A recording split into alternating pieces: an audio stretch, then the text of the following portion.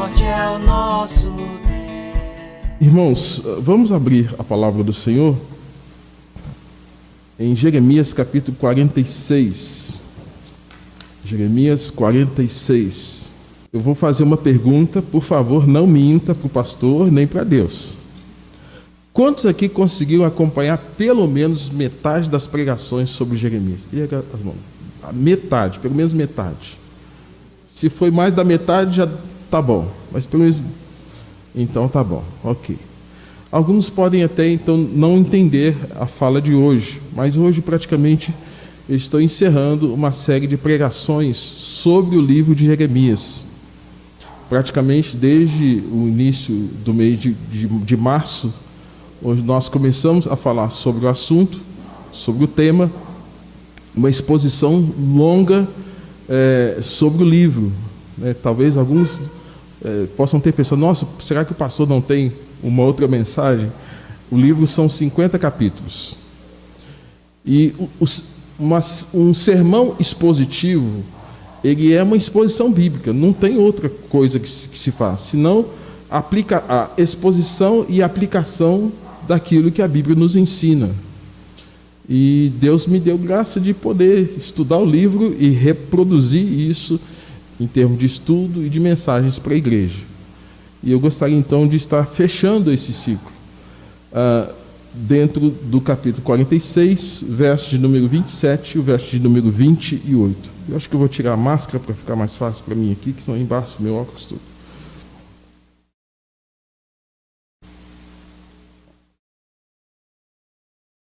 Verso 27 e 28. Vamos ler juntos? Leemos. Não temas, pois tu, servo meu, Jacó, não te espantes, ó Israel, porque eu te livrarei do país remoto e a tua descendência da terra do seu cativeiro. Jacó voltará e ficará tranquilo e confiante, não haverá quem o atemorize. Não temas, servo meu, Jacó, diz o Senhor, porque estou contigo, darei cabo de todas as nações para as quais eu te arrojei, mas de ti não darei cabo, castigar-te-ei, mas em justa medida, não te inocentarei de todo. Mais uma vez vamos orar. Pai, fala ao nosso coração pela palavra. Aos ouvidos fala o pregador, mas ao espírito, a nossa alma, ao espírito, é o teu Espírito Santo que vai falar. E pedimos, ó Deus, a tua palavra nesta noite. Que seja assim, ó Deus, para a edificação do teu povo, para a glória do teu santo nome e para a salvação das nossas vidas. Em nome de Jesus. Amém. Irmãos, tema da nossa fala aqui nesta noite, uma palavra de graça a uma nação apóstata. Não temas. Vimos hoje pela manhã o juízo de Deus sobre as nações pagãs. Quem assistiu, quem esteve aqui, falei sobre o Egito, a Filistia, Moabe, Amonitas, Edom, Damasco, Arábia e Babilônia. O livro de Jeremias, até o capítulo 46, do capítulo de número 2 até o 46, é um chamamento de Deus à nação chamada Babilônia. A Babilônia é o atual Iraque hoje. Deus está chamando essa nação para que eles pudessem ser de alguma forma instrumentos de Deus para corrigir o povo de Deus. É algo até estranho da gente dizer isso. É como se você fosse um funcionário indisciplinado e Deus colocasse diante de você um chefe duro, um chefe carrasco. E esse chefe, através das suas ações, estaria burilando você, trabalhando você para que você se torne o melhor funcionário. Vamos pensar nessa ideia para que a gente entenda a relação da Babilônia com Israel.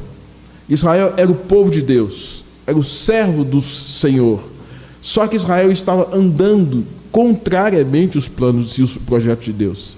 E Deus então levantou o profeta Jeremias e disse que se eles não se corrigissem, eles seriam cativos na Babilônia durante 70 anos. E praticamente do capítulo 2, onde Deus lembra do chamamento da nação de Israel, desde Ur dos Caldeus, quando Deus chama Abraão, até aqueles dias, Deus está falando que desejava que a nação se arrependesse e se voltasse para Ele. Irmãos, houve idas e vindas. Idas e vindas. E por fim, Deus levantou o profeta Jeremias para falar àquela nação. Em hipótese alguma, a nação demonstrou arrependimento. E com a ausência de arrependimento, Deus teve que cumprir a sua palavra.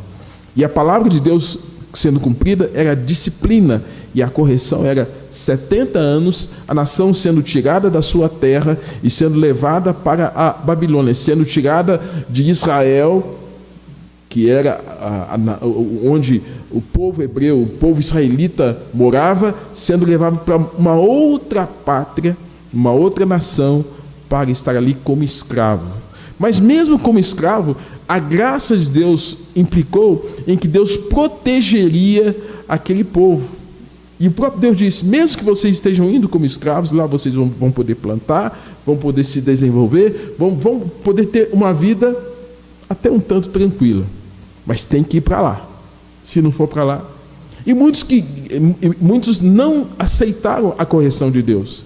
E quiseram fugir para o Egito. O Egito era uma das grandes potências da época. E Deus chamou a atenção desses que tentaram fugir para o Egito, como de fato fugiram, levaram inclusive o profeta Jeremias. E no Egito, queridos, Deus levanta a Babilônia para lutar contra os egípcios. Então não adiantou. Se correr, o bicho pega, se ficar, o bicho come. Ou seja, não adiantou. Eles quiseram fugir da disciplina de Deus, e Deus levantou os babilônicos para disciplinar o Egito. Então os hebreus que fugiram, os israelitas que fugiram para o Egito, também foram corrigidos. Ou seja, não dá para brincar com Deus. Deus nos encontra aonde nós estivermos. Onde você estiver. Se estiver brincando com Deus, Deus vai pegar você. Deus vai chamar você. Deus vai trazer você aquilo que é plano dele. Portanto, foi isso que praticamente nós vimos até aqui. Essas ações corretivas de Deus. E do capítulo 46 até o capítulo 50, o último capítulo do livro de Jeremias, Deus está trazendo um juízo às nações. Agora, não somente Israel estava sob a disciplina e a correção de Deus, mas todas as nações que historicamente ou agiram de maneira a atrapalhar a vida do povo hebreu, ou seduzirem o povo hebreu, o povo judeu, a pecarem como eles, todas essas nações estão sendo corrigidas, estão sendo disciplinadas, como disse, Egito, Filistia, Moabe, Amonitas, Edom, Damasco, Arábia e, por fim, a própria Babilônia. Podemos, então, irmãos, aprender que os eventos tal qual ali podem ser, para nós, uma grande referência. Podemos aprender que os eventos da nossa era também estão sob o controle de Deus. Se ouvirmos falar de guerras, nações, contra nações e outros desastres, não devemos vê-los meramente como fatores humanos, mas devemos ver como ações as quais Deus está no controle de todas as coisas. O Senhor reina, a Bíblia nos ensina isso, e seu povo pode se alegrar porque, a despeito de todas as coisas que possam estar acontecendo de maneira ruins, a Bíblia nos ensina que todas as coisas cooperam para o bem daqueles que amam a Deus e são chamados segundo o seu propósito. Então, em meio às sentenças de julgamento e juízo daqueles dias, Deus tinha uma mensagem de graça. Enxergar graça no momento difícil, enxergar graça no momento de tribulação, era isso que Deus queria que eles entendessem. E Deus fala surpreendentemente ao seu povo apóstata, ou seja, em meio a todo aquele cenário de várias nações pagãs contrárias aos propósitos e aos princípios de Deus, em meio a tudo isso, em meio ao povo de Deus vivendo em desobediência, ainda assim Deus tinha uma palavra. uma palavra de julgamento às nações pagãs, mas uma palavra de esperança ao seu povo. É como hoje, irmãos. Eu tenho dito e repetido aqui em nossa igreja, Covid veio, essa pandemia veio, é um flagelo. É um flagelo. E não tem como nós vermos nisso algo tranquilo, é algo que nos assustou e veio como um anjo da morte, trazendo sofrimento, dor, susto em muitas pessoas. E eu digo, quem passou pela Covid, eu também fui contraído pelo vírus, parece que a gente está no vale da sombra da morte, parece que a gente está na fila, e a gente pode ser o próximo. E nesse caso, irmãos, nós temos que entender que esse momento é o momento que nós temos que ser estarmos entendendo se é um flagelo, é um ato corretivo de Deus. Se é um flagelo, é uma penúria, e na penúria nossos olhos têm que se voltar para o Senhor, se voltar para Deus. E a penúria que o povo de Israel estava passando deveria fazê-los voltar para Deus. Mas até o capítulo 46, irmãos, eles não estão percebendo que aquela penúria de serem levados para a Babilônia como cativos, de estarem ali numa condição de falta de liberdade, apesar disso eles não entenderam. É por isso que o capítulo de número 46, verso 27, verso 28, ainda é uma palavra de graça, é uma palavra de misericórdia.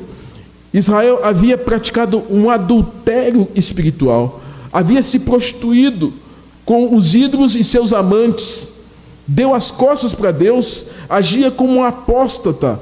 O que é um apóstata? Alguém que abandona a sua fé, renegando o verdadeiro Deus, alguém que está dando as costas para o Senhor. Portanto, o capítulo de número 46, 27 e 28 é uma declaração de amor de Deus a Israel e a todos que se encontram afastados do Senhor por causa de seus pecados e se haviam se desviado ou vivem ainda como apóstolos. Certamente homens aí já fizeram declaração de amor para as esposas, ou a esposa fez declaração de amor para o marido. Talvez haja tempo que você não faz isso, né? Haja tempo que você não fala, meu bem, eu te amo, quanto você é importante para mim. Às vezes o casamento não está tão bem assim, que faz tempo, faz anos que não tem esse afeto e essa palavra de encorajamento. Às vezes o marido é mais emotivo, é mais amoroso, e a mulher é durona. Às vezes a mulher é mais emotiva, o marido é durão. E quanto tempo que às vezes essa esposa está esperando desse marido uma palavra afetiva? Ou então quanto tempo que esse marido está esperando da esposa uma palavra afetiva? Irmãos, Jeremias profetizou durante 23 anos naquele contexto. E durante 23 anos, Israel estava dizendo assim: nós não queremos servir mais o Senhor. Então havia cerca de 23 anos que Deus queria ouvir uma palavra e não via. 23 anos, uma vida, ou um terço da vida, digamos assim. E ninguém falava, e ninguém se manifestava, exceto Jeremias e os poucos homens e mulheres de Deus que como remanescentes fiéis, preservavam essa comunhão, mas a nação como um todo, 23 anos, não se declarava para o Senhor. E Deus querendo ouvir alguma coisa e não ouvia nada. O próprio Deus, no início, capítulo de número 2, diz assim para Israel: com amor eterno eu te amei, com benignidade eu te atraí. Deus está dizendo: eu amei você, Israel, com amor eterno, com bondade eu atraí você para mim. Comparando aquilo que Efésios capítulo 5 fala de Jesus como cabeça e a esposa, a igreja, como a noiva, o quanto Jesus declara o amor para com a igreja, o quanto a igreja responsiva a esse amor de Cristo. Nós temos, irmãos, o mesmo ato de Deus no contexto do Velho Testamento, Deus falando: Israel, eu amo você, eu amo esse povo, esse é o meu povo. E 23 anos, Israel. E talvez agora você que acompanhou as pregações vai entender o quanto Jeremias capítulo 18, Deus está querendo dizer assim: olha, eu quero fazer de você um vaso novo, porque esse vaso se estragou nas minhas mãos.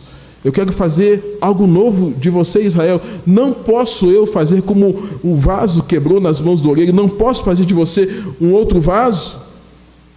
E o Senhor está dizendo no capítulo 33, invoca-me e te responderei, e anunciar-te-ei coisas grandes e ocultas que não sabes. Deus está falando para aquela nação, irmãos, para a nação voltar-se para Ele. Mas até o capítulo de número 46, ninguém se preocupou em voltar-se para o Senhor. Então, em meio a tanta rejeição, Deus então dá mais um passo. Isso é muito lindo, porque não espere você que você vai dar um passo em direção a Deus.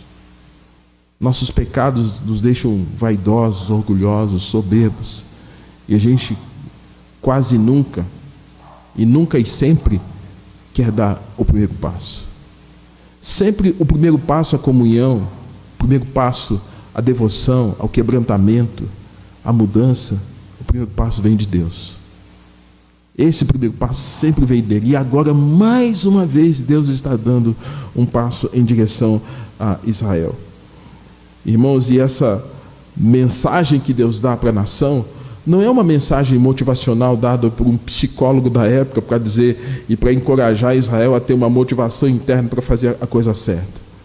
Essa mensagem é uma mensagem divina que veio do coração de Deus por meio do profeta Jeremias. E é por isso que na leitura desse texto, relendo o texto novamente, ele está dizendo para essa nação que ainda está com seu coração contumaz, duro como uma pedra, indiferente. É aquela noiva ou aquela namorada que o namorado não pode nem tocar. É aquela esposa que o marido não pode nem tocar nela ou nele. Israel está com essa dureza. E Deus está dizendo, ainda assim, nessa declaração de amor, dizendo: não temas, pois tu és meu servo, Jacó. E nem te espantes, ó Israel, porque eu te livrarei do país remoto e a tua descendência da terra do seu cativeiro. Jacó voltará e ficará na terra do cativeiro. Jacó voltará e ficará tranquilo e confiante, e não haverá quem o atemorize. Diz ainda o verso 28, não temas, servo meu, Jacó, diz o Senhor, porque estou contigo, darei cabo de todas as nações para as quais eu te arrojei, mas de ti não darei cabo, castigar-te-ei, mas em justa medida, não te inocentarei de todo. O que Deus está mostrando aqui, irmão? Deus está, apesar da dureza daquele povo, capítulo 46, 27, 28, Deus fala: eu amo vocês, mais uma chance. Portanto, essa palavra tem a ver com o quê? Primeiro, é uma mensagem de encorajamento. Deus está dizendo: não temas. Deveriam não ter medo de Deus, deveriam ter temor de Deus. Fizeram a coisa errada o tempo todo e agora precisavam ser reaproximados a Deus. Você se lembra em Gênesis capítulo de número 3, quando o pecado entrou na raça humana, e na viração do dia o próprio Deus disse: Adão, Adão, onde estás? A Bíblia nos informa, meus irmãos, que Adão disse: Senhor, ouvi a tua voz, tive. Pecado gera medo, e gera constrangimento, gera vergonha. É por isso que quando nós pecamos, nós escondemos atrás sempre de alguma coisa. Por isso que é muito fácil cada um de nós nos tornarmos idólatras. E na idolatria de Adão, depois que o pecado entrou, ele encontrou uma árvore para que ele pudesse esconder-se atrás da árvore. Senhor, ouvi a tua voz, tive medo e me... Quando pecamos contra Deus, nos escondemos atrás de cargos, de funções, de posições, de desculpas as mais esfarrapadas possíveis, porque nós não queremos encontrar o Deus Santo, porque reconhecemos as nossas limitações, os nossos pecados, as nossas fragilidades. Israel estava diante desse quadro onde Deus está dizendo: não tenha medo, não temas. Não tenho medo, porque o medo afasta, mas o temor aproxima. Lemos Provérbios capítulo 9. O temor do Senhor é o começo, é o princípio de sabedoria. Uma mensagem de encorajamento. Segundo, uma mensagem para tranquilizá-los e para equilibrá-los.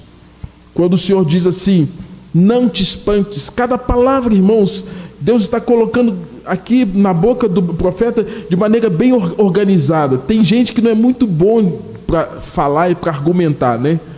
Às vezes você lida com pessoas que a própria pessoa fala assim: eu não sou bom com as minhas palavras. Ou é muito prolixo, fala muito, ou fala pouco, ou às vezes não consegue organizar um pensamento adequado. Nosso Deus é um Deus sábio, e Ele organizou cada palavra para dizer àquele povo. Parece que Ele foi detalhando exatamente aquilo que o povo hebreu precisava ouvir. A primeira coisa que Ele disse: olha, não temas, não sejam assombrados pelo medo. E a segunda coisa que Deus está dizendo àquele povo é: olha, não te espantes. Irmãos, o pecado, ele desnorteia qualquer um. Ele faz agigantar aquilo que é pequeno. Ele faz confundir os caminhos e faz com que decisões e percepções não sejam reais. O espanto, ele gera uma percepção errada. Portanto, não espantar significa mantenha o equilíbrio, mantenha o bom senso. Em meio àquela dificuldade de disciplina, eles deveriam ter bom senso, equilíbrio, como agora na pandemia. Há muitas pessoas que estão mentalmente adoecidas por causa do medo, estão espantadas. Muitas pessoas acuadas, que perderam a noção de realidade, que não agem mais com bom senso, que não têm equilíbrio. A disciplina de lá deveria ser vista pelo próprio Deus, ministrando a eles: olha, não te espantes, não fique assombrado, não perca a noção de realidade. Como para nós hoje aqui, onde nós precisamos ter todo o bom senso, o bom tino, a capacidade de avaliação concreta dos fatos que estão à nossa frente, para que nada disso, irmãos, nos tire do ponto de equilíbrio.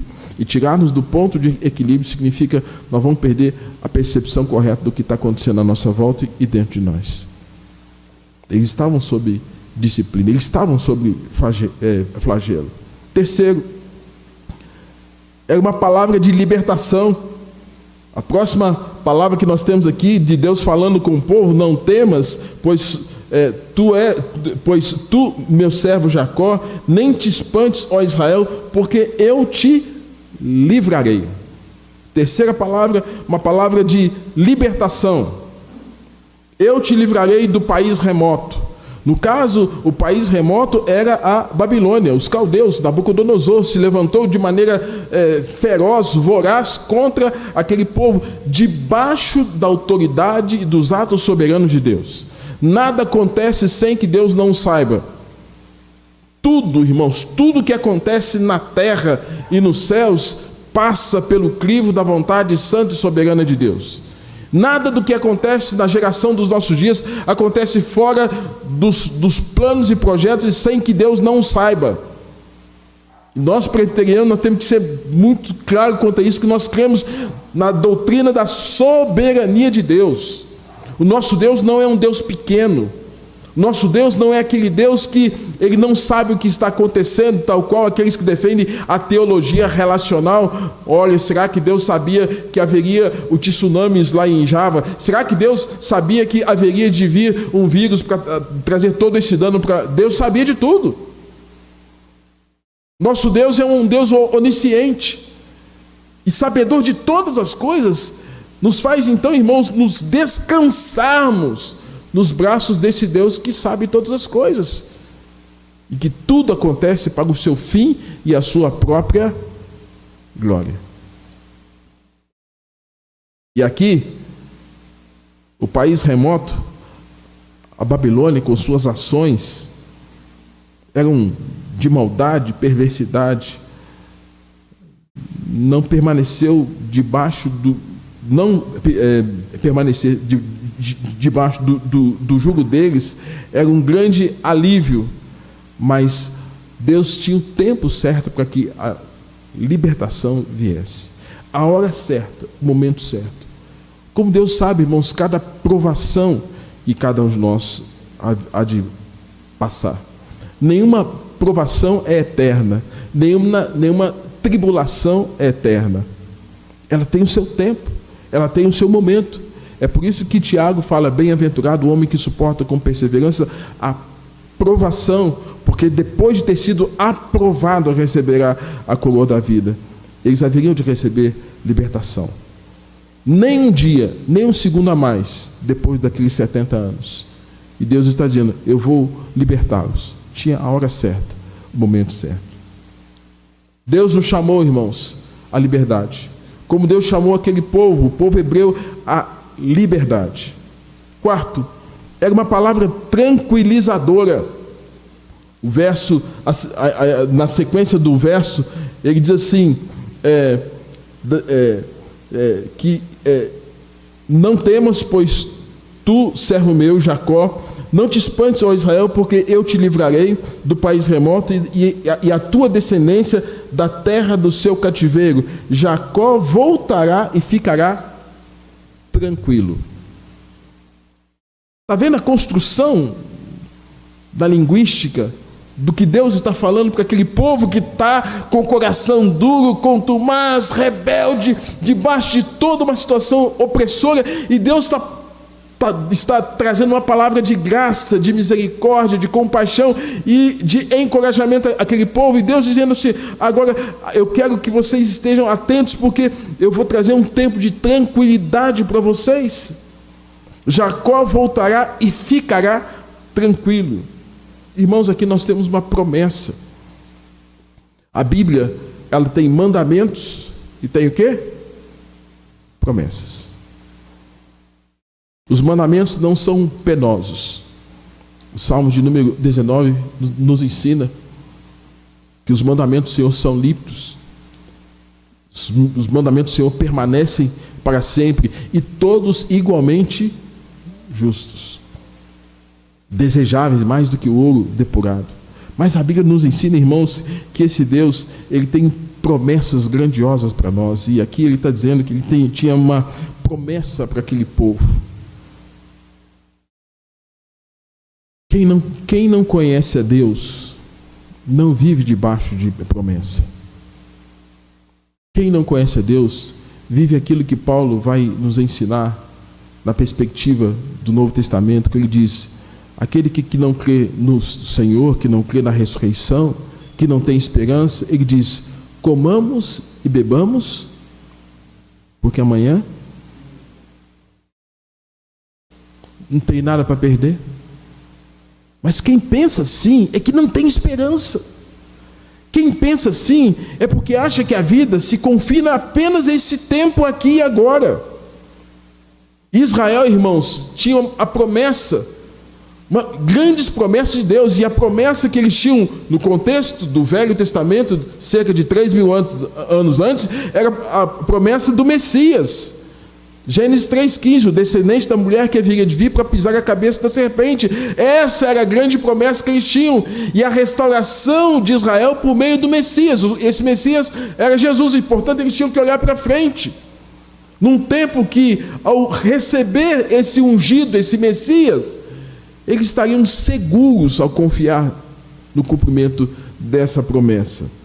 Irmãos, as aflições, as perseguições, as acusações nunca deixarão de vir sobre nós, como nunca deixaram de vir sobre o povo hebreu.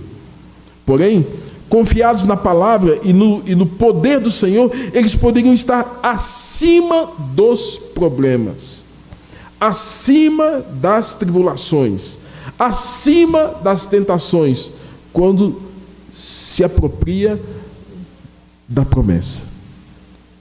E você sabe que Jesus, na nova dispensação, ele nos fez uma grande promessa. Jesus, lá em Lucas capítulo de número 24, ele disse para os discípulos: permanecei em Jerusalém, até que do alto sejais revestidos de poder. Em Atos capítulo de número 1, verso 8, Deus cumpre a promessa. Promessa e diálogo de João capítulo 14, João capítulo 16, conversando com os discípulos, sabedores de que Jesus haveria de morrer e ser assunto aos céus. Jesus diz: vou, mas deixarei-vos, não vos deixarei órfãos, enviarei a promessa, e essa promessa é a promessa do Espírito Santo.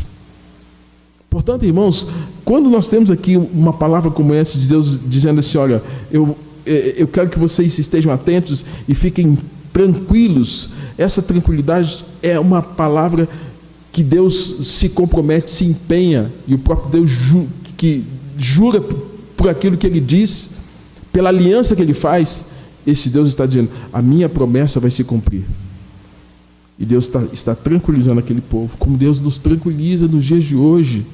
Por isso que é inconcebível um crente não depender de uma vida na presença de Deus, sobretudo em dias tão difíceis como os de hoje, sem a presença consoladora e confortadora do Espírito Santo, que nos faz crer nas promessas e que ao mesmo tempo consola e conforta o nosso coração diante dos tempos difíceis. Para aquele povo apóstata, ainda tinha esperança. Para aquele povo apóstata, eles estavam recebendo uma palavra de paz.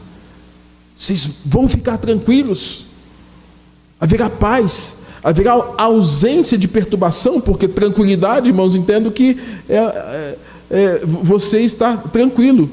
A despeito de nós, como nós cantamos, essa paz que sinto em minha alma, não é porque tudo vai bem. Você pode ter tribulações, dificuldades, tormentos, mas quando você tem a presença de Deus, você está acima dos problemas e não engolido por eles. Deus estava dando uma palavra tremenda para aquele povo rebelde, contumaz, como nos dias de hoje, nessa geração onde as pessoas não querem saber de Deus, estão mais preocupados com a sua sobrevivência do que com a sua vida de fé. E a despeito disso, Deus tem nos dado palavra, palavra, palavra, palavra. Como disse, irmãos, a iniciativa é sempre de Deus. Deus dando o primeiro passo. Quinta palavra de estímulo, de encorajamento, uma palavra de estímulo à fé, quando o próprio Deus nos ensina que Jacó voltará e ficará tranquilo e confiante. Tranquilidade e confiança, mas não é qualquer confiança. Não era fé em qualquer Deus, não era fé em Azerá, não era fé em Milcom, não era fé em Tamuz, os deuses do contexto daqueles dias. Não era esse tipo de fé, era uma confiança em Yahvé, no Deus de Abraão, de Isaac, de Jacó. Era fé no Deus de Davi, no Deus dos vossos pais.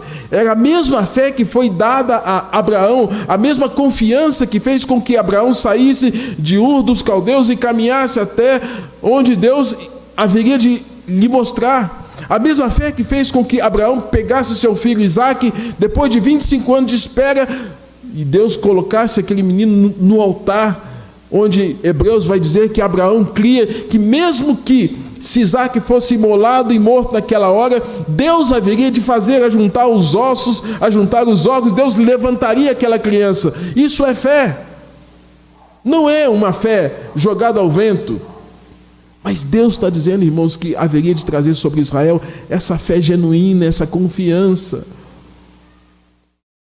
E o quanto nós carecemos dessa fé, que não é uma fé que é aquela fé de viagem. Vai viajar, vou orar porque não sei o que vai acontecer. Mas essa fé diária, onde todos os dias você busca o Senhor, você se quebranta diante de Deus, você pede a Deus por sua casa, por sua vida espiritual, confessando seus pecados, apresentando a sua vida, suas queixas, as suas dúvidas, seus medos. É essa fé que Israel haveria de ter, e Deus está dizendo: eu vou tranquilizar vocês, e vocês terão confiança. E Deus está falando isso para um povo que estava de costas para Ele. Um povo que não queria saber quem era Deus. Uma sexta palavra, irmãos, o próprio Deus dizendo para a nação de Israel naquele contexto. Verso de número 28. Não temas, servo meu. Jacó, diz o Senhor, porque eu estou contigo. Deus esteve com Abraão. Deus esteve com Isaac. Deus esteve com Jacó. Deus esteve com Moisés. Moisés, quando te perguntarem quem eu sou, diga: o eu sou me enviou a vós outros. E Moisés, diante desse fato, sempre quando encurralado por Faraó e oprimido por Faraó, diz: o eu sou me enviou a vós outros. Deus sempre esteve com esses homens. Deus esteve com Josué, Deus esteve com Caleb, Deus esteve com José, Deus esteve com Davi, Deus esteve com Salomão. E Deus pode estar com você. Como Deus está dizendo para aquela nação: eu estou contigo. E é interessante, irmãos, que a mesma palavra que Deus está dizendo no Velho Testamento, Jesus diz isso ao final das suas falas, após a sua ressurreição, quando ele próprio diz a nós: eis que estou convosco todos os dias, até a consumação dos séculos.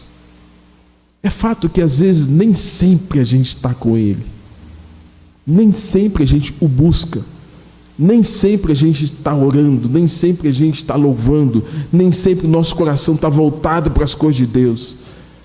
De vez em quando, ou de vez em sempre, para alguns, o coração está longe de Deus, o coração está alheio às verdades eternas, o coração só pensa no aqui e agora, o coração só pensa nos pecados, o coração é alimentado pelas coisas, pela cobiça dos olhos, pela concupiscência da carne, mas ele o tempo todo está dizendo: eu estou convosco. E aqui, apesar de todo esse cenário, irmãos, que é desenhado, descrito em Jeremias, de um povo rebelde. Pensa num povo rebelde. Por muito menos eu tenho certeza que você fala: eu gastar tempo com isso? Não vou gastar tempo com isso, não. Por muito menos pais não gastam tempo com os filhos. Eu já falei. Marido, às vezes em relação à esposa, deixa ela pensar do jeito que ela quer. Esposa com o marido, quer beber, bebe. Quantas e quantas vezes, irmãos, a gente às vezes joga para o alto situações as quais nós poderíamos andar um pouquinho mais, uma milha a mais, uma caminhada, uma jornada a mais, e nós jogamos tudo para o alto porque a gente não tem paciência. Estou falando mentira, gente? Estou falando mentira aqui, não? Tem hora que não nos falta paciência. E tem hora que quer fazer, então faz. Deus não é assim. Deus está dizendo para aquele povo: olha, eu estou com vocês, apesar de muitas vezes vocês não estarem comigo. A sexta palavra, irmãos, é uma palavra, portanto, de segurança. De segurança. Ontem eu fiz um bate-volta na casa dos meus pais. Fui na sexta-feira da tarde para a noite, precisava resolver uma questão lá. E voltei ontem mesmo. Eu fui na sexta, final da tarde, voltei sábado. Eu não sei vocês, gente, mas como eu gosto de ficar na casa do meu pai. Até me emociono. Porque quando a gente tem comunhão com o Pai, a gente respeita e honra o Pai. A gente se sente o quê? Acolhido, seguro. É porque a Bíblia fala assim: por isso deixou em pai e mãe, e una-se a sua mulher, os dois se tornam uma só carne. Eu sempre falo isso: autonomia, vai se virar agora, cuida da sua vida. Mas nada é tão bom de quando você sentar e conversar com o Pai, e comer com o Pai, e sonhar com o Pai, e ouvir as histórias do Pai. e falar das suas vitórias para o Pai. Falar da sua vida com o Pai. Irmão, se com o Pai da terra isso é tão saudável e tão curador e tão necessário para a gente, imagina com o Pai do céu. E nos entristece o fato de que tem muitas pessoas que não têm contato de comunhão nem com o Pai da terra e nem com o Pai do céu. E por isso não podem orar a oração dominical: Pai nosso que estás nos céus, teu nome é santo, santificado seja o teu nome, venha o teu reino, faça, ó Pai, a tua vontade, assim na terra como lá nos céus. O pão nosso de cada dia, ó Pai, nos dá hoje. Perdoa, Pai, os nossos pecados, as nossas dívidas. Assim como, Pai, eu preciso perdoar minha esposa, meu marido, meu filho, o irmão, o vizinho, o patrão, o empregado, o governo. Perdoa, Senhor. E venha o teu reino, o teu governo, sobre tudo, sobre todos, agora e para todos sempre. Irmãos, Israel tinha o privilégio de ter uma fala do Pai do céu dizendo: olha, eu estou com vocês, eu quero dar essa segurança para vocês, por mais que vocês sejam rebeldes, vocês tinham que estar na fundação casa, eu estou contigo. Sétima palavra, irmãos, uma palavra de vitória. Palavra de vitória.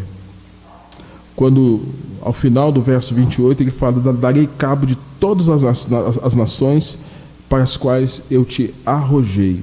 Darei cabo. Uma expressão que diz assim: eu vou eliminar os seus oponentes, eu vou eliminar os seus adversários.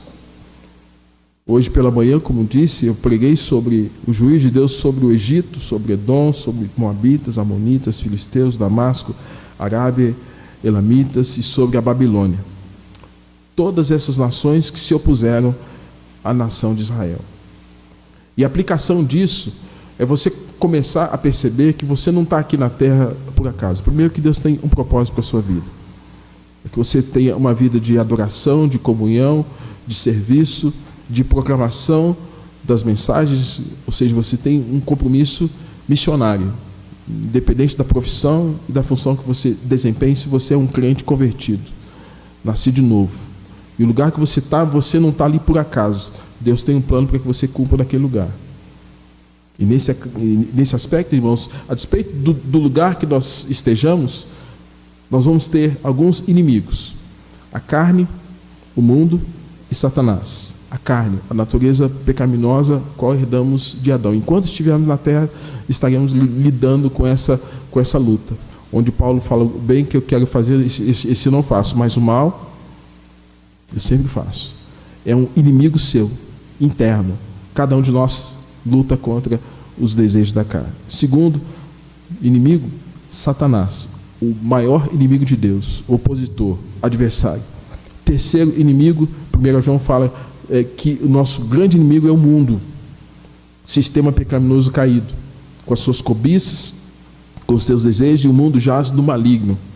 E às vezes nós, disse hoje cedo, que nós temos a síndrome de Estocolmo. Nós fomos tirados desse contexto, levados, sequestrados para o mundo, e às vezes nós nos apaixonamos pelo nosso sequestrador. O sequestrador é o mundo. Quem pagou o resgate foi Jesus. E o resgate não foi barato, foi o preço do seu sangue, a sua vida. E quando Jesus nos resgata, nos dá a liberdade.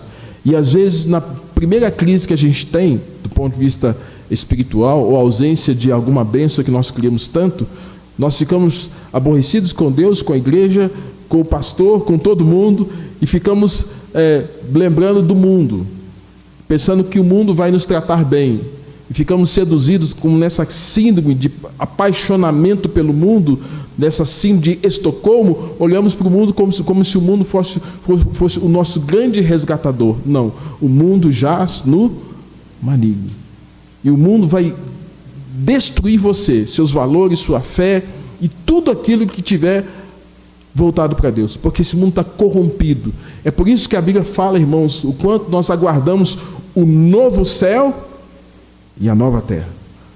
E quando isso acontecer, essas primeiras coisas do mundo, da carne, de Satanás, vão ter passado. E o que Deus está mostrando aqui, irmãos? O quanto haveria de vir um tempo para que todos esses inimigos pudessem ser vencidos. Historicamente, todos esses inimigos foram vencidos. No caso, a Babilônia, que era a maioritária, foi vencida depois pelo Império Assírio. A Síria se levantou de maneira forte e ultrajou, venceu as batalhas e trouxe destruição para a Babilônia através do rei Ciro e outros mais. Mas o fato, irmãos, é que naquele contexto Deus estava dizendo para a nação de Israel: Israel, seus inimigos vão passar. Você vai ser vitoriosa. E amados, é interessante que menos para Israel haveria uma sentença definitiva.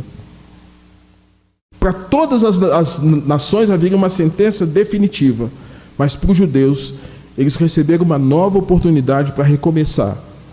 E esse recomeço tinha a ver com o futuro retorno do cativeiro da Babilônia para a sua terra novamente. A metáfora, o ensino que nós temos aqui, irmãos, que nós podemos aplicar, nós hoje estamos num cativeiro. Contexto de terra, de mundo hoje, nós somos peregrinos nessa terra estranha. Somos cativeiros, estamos nesse cativeiro, o qual Jesus se apresentou como nosso libertador. Ele já nos libertou do império das trevas. Ele já nos deu a carta de alforria. Paulo fala em Romanos, capítulo de número 8, nós já não estamos mais debaixo de condenação. Mas os teólogos, dentre eles, Anthony Huckman, ele fala que nós estamos numa tensão entre o já e o ainda não. Nós já fomos salvos, mas ainda não somos completamente salvos, porque estamos nesse corpo e nesse tempo. Mas quando Jesus voltar, nós subiremos com Ele. Ou aqueles que já estão, que foram chamados até então, aguardarão a ressurreição do corpo, para essa reunião. Se a morte é a separação do corpo e da alma, a ressurreição é a reunião de um corpo sem pecado, glorificado, sem a manifestação da corruptibilidade, com essa alma resgatada, e agora, eternamente gozarão da presença do nosso Deus. Enquanto isso não acontece, nós estamos aqui, certos de que Jesus já venceu por nós, já conquistou a grande vitória por nós, e agora nós temos a oportunidade de confiar nele, para novos começos diários. E esse novo começo haverá de se manifestar de maneira plena quando o Senhor Jesus Cristo voltar. E aí a Bíblia nos ensina: eis que ele vem sobre as nuvens, e todo olho verá, até aqueles que o transpassaram. E quando Jesus voltar, esse novo começo, sem fim, isso se chama eternidade. E a última palavra, irmãos, que nós temos aqui é uma palavra de preservação, que poderia ser também uma palavra de salvação. Porque Deus está dizendo: de ti não darei cabo. Deus daria cabo de todas as nações, mas de Israel não. De ti não darei cabo. Castigar-te-ei em justa medida. Não te inocentarei de todo. 3 ensinamentos aqui. Primeiro deles: Israel não seria exterminado por seus pecados, como foi com outras nações em que aquela geração foi dizimada. Muitos foram mortos. Segundo, Israel seria corrigido na medida certa, nem menos e nem mais. Sem excessa severidade e sem a frouxidão que poderia pensar que o nosso Deus é um Deus que aceita qualquer coisa. Não, na medida certa. É por isso, irmãos, que você e eu precisamos começar a aprender a lidar com as agruras desse tempo presente, porque as dificuldades do tempo presente são a grande escola para nós, para o mundo vindouro. E como nós lidamos com as correções, com as disciplinas, com as provações, com as tribulações, é o grande ensaio nos preparando para o novo céu e a nova terra, onde essas primeiras coisas passaram. Mas o quanto nós precisamos entender que são oportunidades de Deus tratar de cada um de nós. E nesse caso, o final da provação disso tudo é a salvação ou a preservação. Deus, irmãos, nos ensina que Israel seria tida como culpada por seus pecados. E ainda que livres da culpa, não seria das consequências. Como muitos de nós. Deus já nos livrou da culpa e do pecado. Mas talvez algumas consequências não. Alguém pode dizer, mas o fulano tal se converteu depois que ele assaltou ou praticou um assassinato. Ele não deveria estar livre? Não. A conversão dele não significa quebrar a regra de ele não passar aqui na terra das consequências que ele fez aqui. Ele tem que continuar preso até que se cumpra o quê? A sentença. Deus livrou da culpa, mas não livrou de quê? Às vezes a gente acha que porque converteu tem que estar livre das consequências. Jovem, de repente se envolveu sexualmente, moça ficou grávida, e agora o que faz? Pode ficar livre da culpa, mas não ficar livre de quê? Da consequência. E aqui, irmãos, o quanto Deus está mostrando para Israel que ele trataria com a medida certa. Concluo. O final dessa história é uma firme declaração da doutrina da eleição, da justiça e do juízo de Deus. Alguns dias atrás citei Thomas Watson, um pastor inglês, que tem um livro chamado A Fé Cristã, uma análise do breve catecismo.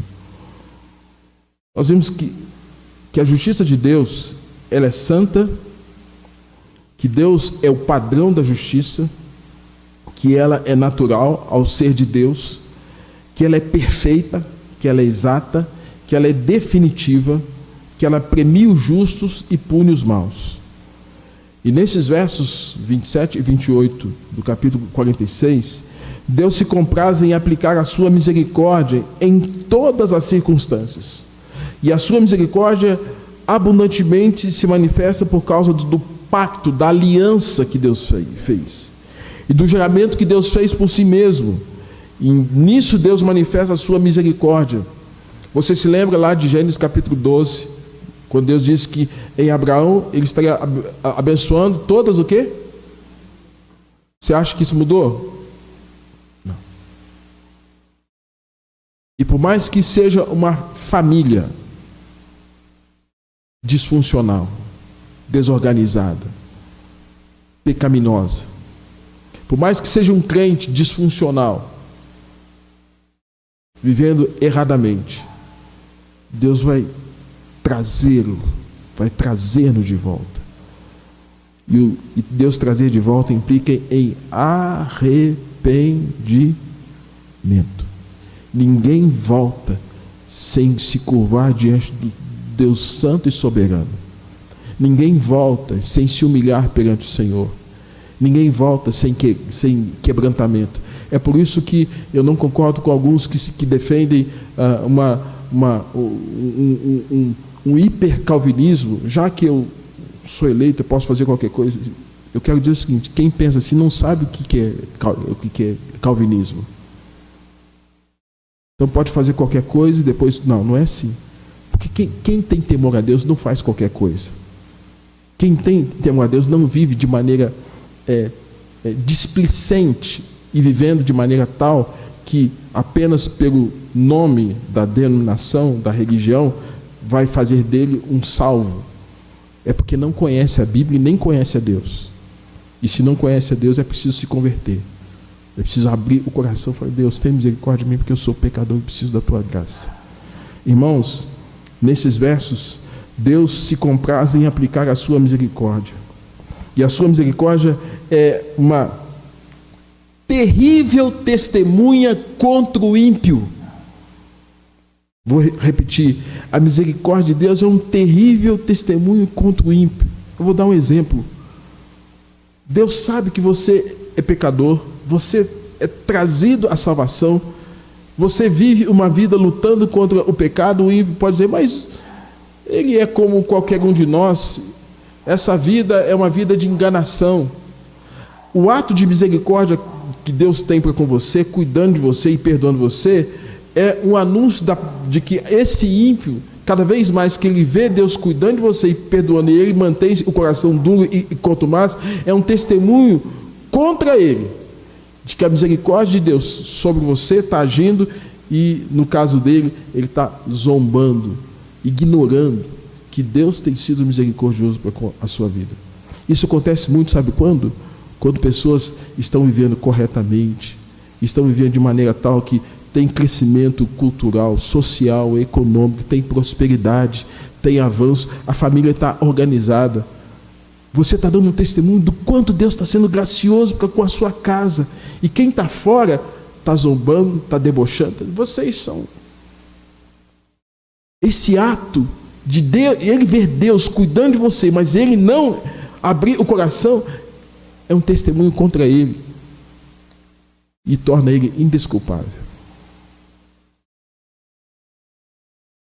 Só um Deus misericordioso daria a chance para Israel. Só um Deus misericordioso daria a chance para você. Só um Deus misericordioso daria a chance para mim. E nesta noite, só o fato de nós estarmos aqui, domingo, 8h30 da noite, com a Bíblia aberta, celebrando a Deus, é um ato de misericórdia.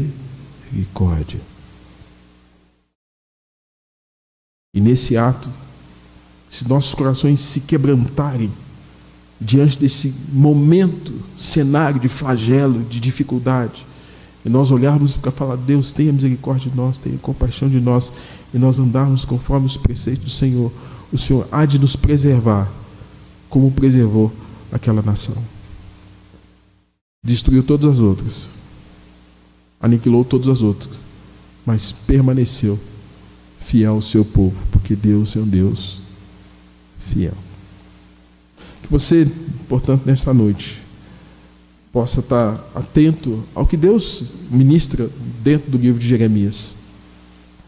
E se você não conhecia o livro de Jeremias, você vai entender um pouquinho mais do que Deus está falando, do que passou no coração do profeta Jeremias, do que passou depois no coração de Daniel, do que passou no coração de Joel, de Oséias e de tantos outros profetas que viu o povo de Deus, ao invés de celebrar a Deus, se curvando a outros deuses pagãos, perversos, os quais Deus não abençoava e Deus não aprovava. Que nós saibamos fazer uma leitura do tempo presente para ver quais são os deuses que estão nos tentando. Hoje não são nações que nos seduzem, mas são circunstâncias e cenários da vida que podem nos seduzir ou nos oprimir para nos afastar do nosso Deus. Esteja atento a isso, porque os inimigos espirituais e reais estão aí. Se você não estiver atento a eles, pode ser que você caia na cilada da tentação ou não perceba o quanto você está exposto a um nível de opressão espiritual e real, porque não se deu conta dos inimigos que afrontam o nome do Deus que você conhece. Que Deus tenha misericórdia de nós. E ao participarmos da ceia nesta noite, você seja fortalecido, encorajado a viver na presença do nosso Deus. Nós vamos estar nos preparando para a ceia.